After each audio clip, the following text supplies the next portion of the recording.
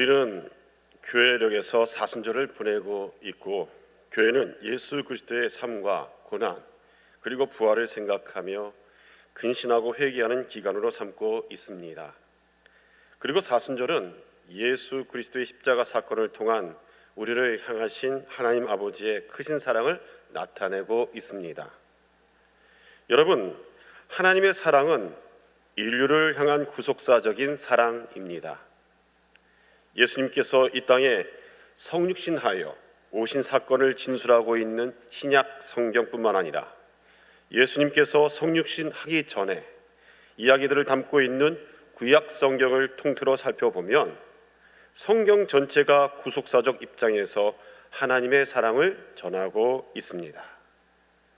그리고 호세아 선지자는 호세아 6장 3절에서 이런 하나님에 대해 우리에게 힘써 알자라고 강력하게 호소했습니다. 여러분, 호세아 선지자가 우리에게 알자라고 하는 것은 하나님의 사랑의 속성을 알자는 것입니다. 그러니까 호세아 선지자는 우리에게 하나님의 구속사적인 사랑을 알아야 한다고 강력하게 촉구했던 것입니다. 하나님의 구속사적인 사랑은 히브리어로 헤세드라고 하는데 영어의 러브라는 단어로는 완벽하게 설명할 수가 없습니다. 러브의 가장 고상하고도 완벽한 번역은 끝까지 변함없는 지속된 사랑입니다. 그러나 성서학자들은 하나님의 사랑에 대하여 이러한 해석에 만족하지 못했습니다. 그래서 고민하여 내놓은 헤세드의 번역이 계약적 사랑입니다. 여러분, 계약은 약속과 다릅니다. 약속은 법적 효력이 없는 비공식적으로 맺는 인간 간의 협약으로 합의가 입으로 구두로 이루어집니다. 반면에 계약은 법적 효력이 있는데 상호 간의 동의를 기반으로 한 합의로 그 합의 내용을 문서로 작성하여 이루어집니다.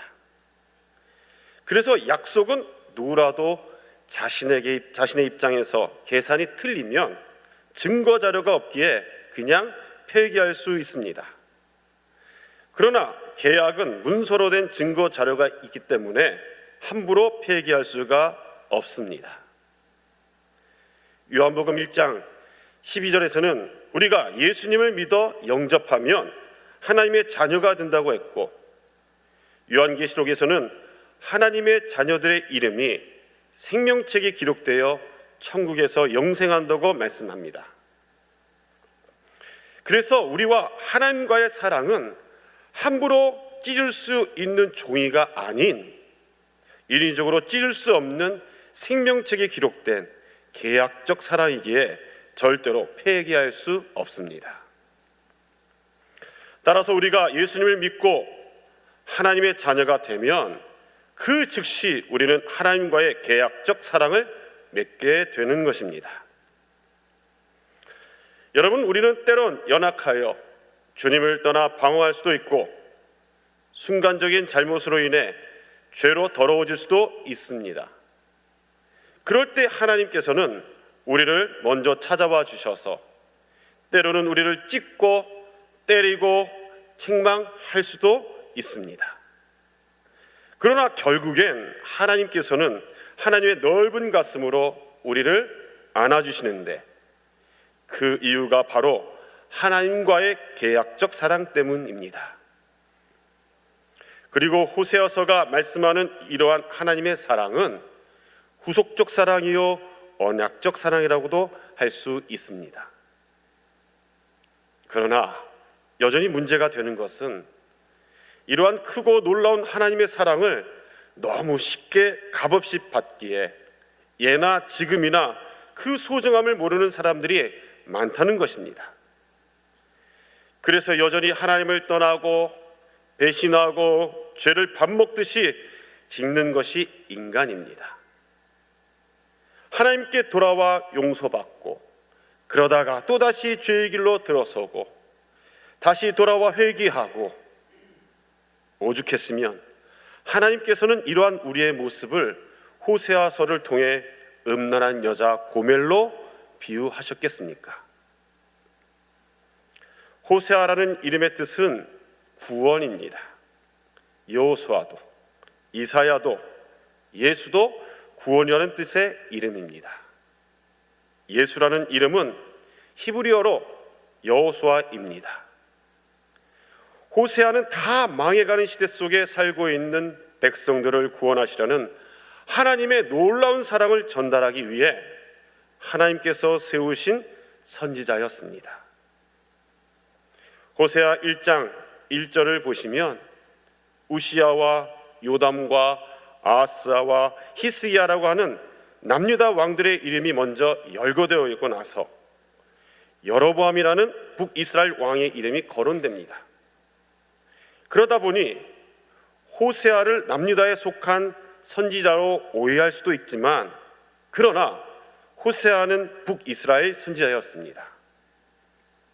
그렇다면 여러분, 호세아서에서 왜 남유다의 왕들의 이름을 먼저 열거했을까요? 이것에 대하여 신학자들은 호세아 선지자에게 있어서 다음과 같은 중요한 신학적 사상이 들어있다고 설명했습니다. 호세아가 몸은 이스라엘에 머물고 있었지만 그의 정신적 신앙적 소망은 남유다에 두고 있었다는 것입니다. 여러분, 다니엘도 그랬습니다.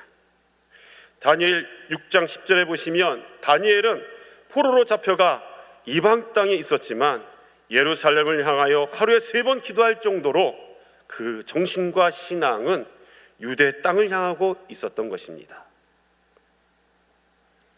여러분, 이러한 호세아의 사상은 메시아가 유다 지파의 다윗의 가문을 통해 오시리라는 선지자들의 예언을 바탕으로 하고 있었습니다.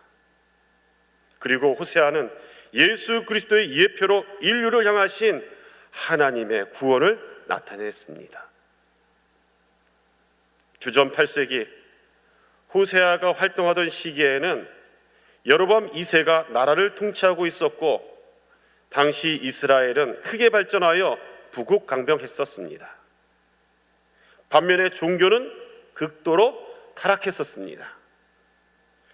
사람들이 살만하니까 하나님을 떠나 바알을 섬기고 경배할 정도로 종교적으로 타락했던 것입니다. 또한 종교가 타락하니 사회의 윤리와 도덕의 기준이 무너져 사람들이 제멋대로 사는 세상이 되었던 것입니다. 그런 시대에 하나님께서는 호세아에게 음란한 여자 고멜을 아내로 맞이하라고 말씀하셨습니다. 음란한 여자란 몸을 파는 매춘을 업으로 삼고 살아가는 창녀를 말합니다. 하나님의 말씀을 전하는 선지자의 역할을 해야 하는 호세아가 창녀를 아내로 맞이해야 한다고 생각해 보십시오. 하나님의 말씀을 온전히 전할 수 있겠습니까? 여러분이 섬기는 교회 목회자의 아내가 창녀라고 한다면 우리 목사님은 불쌍한 여자를 거두어 아내를 삼으시고 참 마음이 넓고 훌륭하신 분이야 라고 생각하는 분들은 아마도 없을 것입니다. 교회에서 청빙하지도 않을 뿐더러 만일에 몰라서 청빙을 했는데 그 사실을 알게 된다면 뒤에서 수군거리고 비난하다가 바로 쫓아낼 것입니다. 그래서 호세아가 창녀를 아내로 둔다는 것은 그의 사역의 치명적인 결점인 동시에 때론 사람들에게 돌에 맞아 죽을 수도 있는 심적으로는 굉장한 고통을 수반한 상황이었습니다. 그렇다면 하나님께서는 호세아에게 왜 이러한 고통을 주시는 것입니까? 그 이유는 호세아가 직면하고 경험하는 비극을 통해서 하나님께서는 어떠한 중대한 메시지를 전달하고 싶으셨던 것입니다. 여러분, 한 나라의 백성을 깨우쳐야 하는 과업은 결코 쉬운 일이 아닙니다. 한 개인을 뉘우치게 하는 일도 어려운데 한 나라의 민족을 깨우치는 일입니다. 또한 고린도전서 4장 20절에 하나님의 나라는 말에 있지 않고 오직 능력에 있다라고 했습니다. 그러니까 입술로만 떠드는 설교에는 능력이 없습니다. 이 뜨거운 심장을 통한 진실한 메시지만이 백성들의 마음을 움직일 수 있다는 것입니다. 그래서 하나님은 호세아의 삶 속에 뜨거운 심장이 요동치도록 그러한 고통을 허락하신 것입니다. 하나님께서는 말씀만 선포하는 선지자가 아닌 본이 되어 말씀대로 살아가면서 살아있는 하나님의 말씀을 능력 있게 전달하는 주의 종으로 호세아를 부르시고 사용하신 것입니다. 호세아서 1장을 보시면 호세아는 부정한 아내 고멜을 버릴 수가 없어서 설득하고 타일러서 또 데리고 왔습니다. 하지만 고멜은 또다시 부정한 짓을 저지르고 급기야 부정한 자식까지 낳았습니다. 그러나 호세아는 결코 아내 고멜을 버릴 수가 없었습니다. 호세아가 음란한 여자 고멜을 버릴 수 없었듯이 하나님께서는 음란하게 우상 숭배하는 이스라엘 백성을 버리지 않겠다라고 하셨는데 그러한 하나님의 뜻을 호세아는 점차 깨닫기 시작했던 것입니다. 호세아는 남편 구실을 제대로 못한다는 이웃들의 조롱을 들었을 것입니다. 아내에게 당한 배신감에서 오는 씁쓸한 마음이 있었을 것입니다. 자식 앞에서 아버지의 체면이 완전히 구겨진 그러한 절망과 고통의 상처가 있었을 것입니다. 그래서 수많은 날을 마음 아파하면서 외로움에 눈물을 흘리며 버티고 또 버티면서 살았을 것입니다. 그러나 호세아는 버릴 수 없는 자기 아내 고멜을 향한 사랑을 키워갔고 그로 인해 이와 마찬가지로 이스라엘 백성들을 버리지 않으시는 그 하나님의 마음과 이스라엘 백성을 향한 하나님의 손길을 점차 느낄 수 있었던 것입니다. 그렇다면 여러분, 고멜은 이스라엘의 상징이요 오늘을 사는 성도들이라 할 수 있는데 그 이유가 무엇이겠습니까? 첫째는 타락의 가능성을 가진 존재라는 것입니다. 여러분, 인류는 누구나 아담으로부터 오는 원죄의 피가 흐르고 있습니다. 이 원죄의 피는 인간은 누구나 죄를 짓고 타락할 수 있다는 여지를 남겨두고 있습니다. 그래서 고멜이든 이스라엘이든 오늘 사는 우리든 간에 모두가 죄를 지을 수밖에 없는 존재라는 여지를 갖고 있다는 것에서 동일합니다. 둘째는 신랑에게만 애정을 구한다는 점입니다. 고멜의 신랑은 호세아였지만 고멜은 호세아에게만 사랑을 구하지 않고 다른 남자에게 또 다른 사랑을 구걸했습니다. 구약성경 예레미야 3장 14절에 보면 하나님은 이스라엘의 남편이 되시지만 호세아 시대의 이스라엘 역시 하나님만을 사랑하겠다는 계약을 파기하고 온갖 우상을 사랑하고 섬겼습니다. 오늘을 사는 우리는 어떻습니까? 신랑 되신 예수님, 다시 오실 예수님만을 사랑하고 은혜를 구해야 함에도 여전히 다른 것에 마음을 주고 있다는 것입니다. 셋째는 돌아왔다가 다시 뛰쳐나간다는 점입니다. 고멜이나 이스라엘이나 우리나 모두가 죄의 유혹에 약합니다. 고멜은 돌아왔지만 다시 뛰쳐나가 음행을 저질렀습니다. 이스라엘의 역사를 보면 우상 숭배의 죄를 회개하여 용서받지만 얼마 가지 않아 다시 우상 숭배의 죄를 저지르는 것을 볼 수 있습니다. 우리도 다시는 죄를 안 지겠다라고 소원하면서도 얼마 가지 않아 또다시 죄를 짓는 악순환을 되풀이하고 있습니다. 매맞고 눈물을 흘리며 회개하고 또다시 죄를 짓고 이러한 반복된 삶을 사는 것이 고멜이나 이스라엘이나 우리나 다 똑같다는 것입니다. 넷째는 그럼에도 불구하고 신랑이 끝까지 사랑한다는 점입니다. 여러분, 남편 호세아는 아내 고멜을 끝까지 사랑했습니다. 남편 되신 하나님께서도 그 크신 사랑으로 이스라엘을 끝까지 사랑하셨습니다. 신랑이 되신 예수님께서는 십자가에서 친히 우리를 위하여 죽으심으로 우리를 향한 하나님의 사랑을 끝까지 확증해 주셨습니다. 바로 이러한 점들이 고멜이나 이스라엘이나 우리나 다 똑같은 모습이라는 것입니다. 그리고 고멜이나 이스라엘이나 우리에게나 이 얼마나 큰 하나님의 사랑에 기인한 은혜입니까? 그러나 문제는 여전히 우리가 무엇을 잘못하고 있는지를 모른다는 것입니다. 그래서 하나님께서는 때로 우리에게 경고의 메시지를 보내시는데 바로 오늘 본문이 그 내용입니다. 호세아 8장 1절을 보시면 하나님께서는 호세아에게 나팔을 불어서 임박한 재난에 대하여 대비하라고 하셨는데 그 이유가 원수가 독수리처럼 여호와의 집에 덮치기 때문이라는 것입니다. 원수가 독수리처럼 덮친다라고 하는데 그 당시에는 이스라엘을 멸망시켰던 아수르를 지칭합니다. 그리고 여호와의 집이란 이스라엘 백성을 가리킵니다. 그러니까 아무리 택한 백성일지라도 대적이 덮칠 수 있다는 것입니다. 아무리 택한 성도일지라도 우는 사자같이 두루다니며 삼킬 자를 찾는 마귀가 덤벼들 수 있다는 것입니다. 그래서 성도는 근신하여 깨어 있어야 한다고 베드로전서 5장 8절에서 말씀한 것입니다.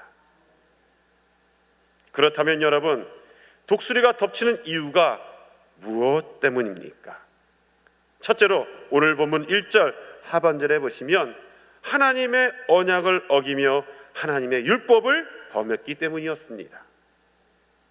언약은 출애굽기 20장 1절 이하에 보면 나는 내 하나님이 되고 너희는 나의 백성이 되리라고 하는 하나님께서 이스라엘과 맺으신 십계명입니다. 또한 하나님과의 관계와 인간과의 관계에 관한 율례와 율법으로 하나님의 백성답게 살아가도록 하는 것이 언약입니다. 그런데 이스라엘이 하나님의 은혜를 저버리고 하나님의 품을 떠났기 때문에 그 약속을 이스라엘이 파기했다는 것입니다. 고대 근동에서는요, 언약을 체결할 때 언약을 맺는 쌍방은 짐승을 잡아 쪼개고 그 사이를 걷는 의식을 행했습니다. 그런데 이 의식의 의미는 그 언약을 목숨을 걸고 이행해야 한다는 그 다짐이었습니다. 그리고 또한 이 언약을 위반할 경우에는 그 짐승과 같이 쪼개져 피를 흘리는 운명으로 멸망당할 것이라는 약속도 있었습니다. 여러분, 이런 의미에서 하나님과의 언약 관계라면 우리는 절대로 정상적으로 살아남지 못할 것입니다. 왜냐하면 로마서 3장 23절과 같이 율법을 지켜서 그 행위로 의롭다 할 육체가 아무도 없기 때문입니다. 로마서 3장 24절에서 우리는 하나님의 은혜로 값없이 의롭다 하심을 얻은 자 된 사람들이라 설명합니다. 그리고 이는 우리의 구원이 율법을 행하는 것이 아닌 예수 그리스도를 믿는 믿음으로 된 것이라고 성경은 우리에게 말씀합니다. 그러므로 여러분, 우리가 율법 시대에 사는 것이 아닌 은혜 시대에 살고 있다는 것에 감사할 줄 알아야 합니다. 여러분, 정말 감사하고 계십니까? 은혜 시대에 태어나 은혜 아래 살게 하신 하나님께 늘 감사와 찬송과 영광을 돌리며 이 사순절을 보내시는 여러분들이 되시기를 바랍니다. 이제 독수리가 덮치는 두 번째 이유는 그들의 위선적 지적 교만 때문입니다. 본문 2절을 보시면 그들이 장차 내게 부르짖기를 나의 하나님이여 우리 이스라엘이 주를 아나이다 하리라 라고 했습니다. 얼핏 보기에는 그들이 회개한 것처럼 보입니다. 그리고 호세아가 강조한 것처럼 하나님을 아는 지식을 갖춘 것처럼 보입니다. 그러나 그들의 실상은 1절에서 살펴봤듯이 하나님의 언약과 율법을 범한 자들이었습니다. 그러니 하나님을 안다고 하는 그들의 주장이 얼마나 말이 안 되는 허풍입니까? 그들은요, 자신들을 이스라엘이라고 했는데 자신들이 하나님이 택한 백성이라고 뻔뻔스럽게 말했습니다. 여러분, 하나님의 백성이라면, 아니 하나님을 아는 백성이라면 당연히 하나님의 언약과 율법을 지키는 삶을 살아야 합니다. 그리고 그러한 백성들이 하나님께 부르짖고 기도할 때 응답하시는 분이 우리 하나님이십니다.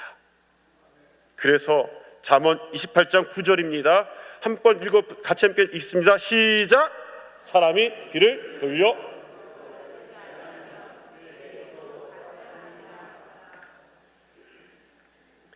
그리고 예수님께서는 좀 더 직설적으로 마태복음 7장 23절에 이와 같이 말씀하셨습니다. 시작. 내가 그들에게 밝히 말하되 내가 너희를 도무지 알지 못하니 불법을 행하는 자들아 내게서 떠나가라. 여러분, 내가 교회를 오래 다녀서 하나님을 안다고 교만하지 마십시오. 내가 예수님을 믿는 하나님의 자녀라고 교만하지 마십시오.